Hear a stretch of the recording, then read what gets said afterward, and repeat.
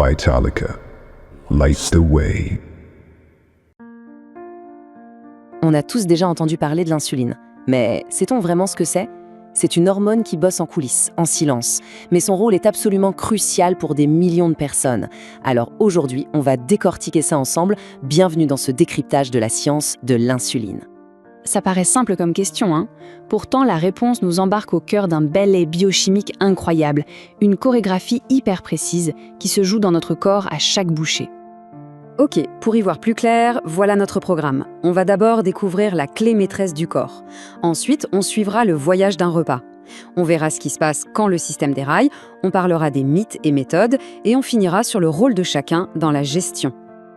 Allez, c'est parti pour la première étape. Faisons connaissance avec le super-héros de notre histoire, cette fameuse clé maîtresse. Alors, l'insuline, qu'est-ce que c'est exactement ? C'est une hormone fabriquée par le pancréas, ce petit organe assez discret qui se cache juste derrière l'estomac. Et sa mission, c'est d'être le grand chef d'orchestre de notre énergie, le régulateur en chef de notre carburant. Et cette image de la clé, franchement, elle est parfaite.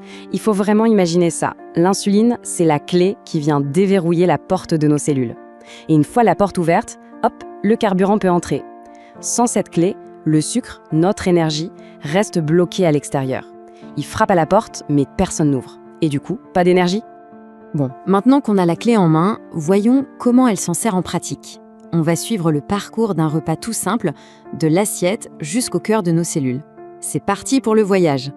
Alors, voilà comment ça se passe. C'est une mécanique de précision en 4 étapes.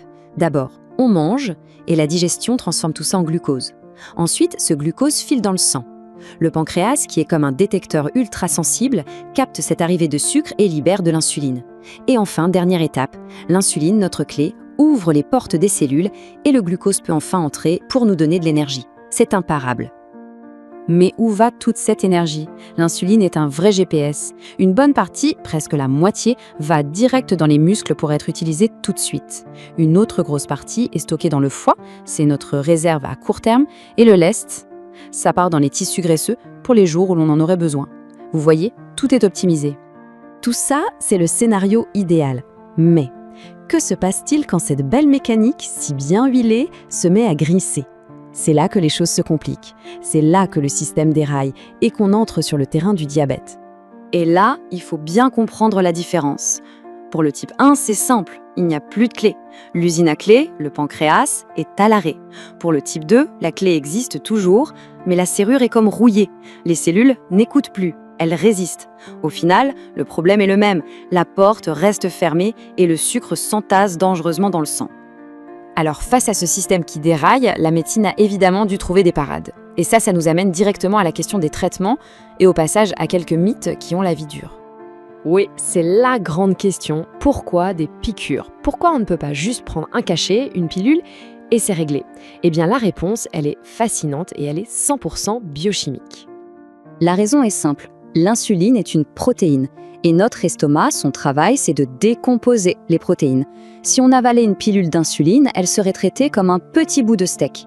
Les acides de l'estomac la pulvériseraient. Elle serait donc détruite avant même d'arriver dans le sang. C'est pour ça qu'il faut court-circuiter l'estomac, et la seule voie pour ça, c'est l'injection. Pour imiter au mieux ce que fait le corps, on utilise 2 types d'insuline. Il y a l'insuline sprinteuse, l'action rapide. Elle est là pour gérer le gros pic de sucre qui arrive juste après un repas. Et puis, il y a l'insuline marathonienne, l'action lente. Elle assure un niveau de base constant tout au long de la journée et de la nuit. C'est un vrai travail d'équipe. On le voit bien, utiliser l'insuline, c'est bien plus qu'un simple traitement. C'est une vraie gestion au quotidien, un partenariat constant avec son équipe soignante.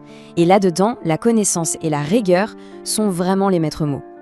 Et ça passe par des gestes essentiels. Il faut toujours vérifier son taux de sucre avant l'injection, apprendre à reconnaître les signaux d'alerte comme une hypoglycémie, penser à changer de site d'injection pour que l'insuline soit toujours bien absorbée et bien sûr, la conserver correctement au frais. D'ailleurs, il y a une petite phrase pour se souvenir des signes d'hypoglycémie, froid et moite, donne-moi du sucre. C'est un moyen mnémotechnique, mais c'est surtout un réflexe vital. Quand on commence à avoir froid, à transpirer, à se sentir un peu confus, c'est le corps qui crie au secours. Il dit « j'ai besoin de sucre et tout de suite ». Au bout du compte, on a parlé de clés tout du long. Mais peut-être que la clé la plus importante, c'est la connaissance. Comprendre le fonctionnement de cette machine incroyable qu'est notre corps, c'est la toute première étape pour en prendre soin. Alors, maintenant qu'on a décrypté ensemble la science, la vraie question, c'est quelle est la clé pour sa propre santé ?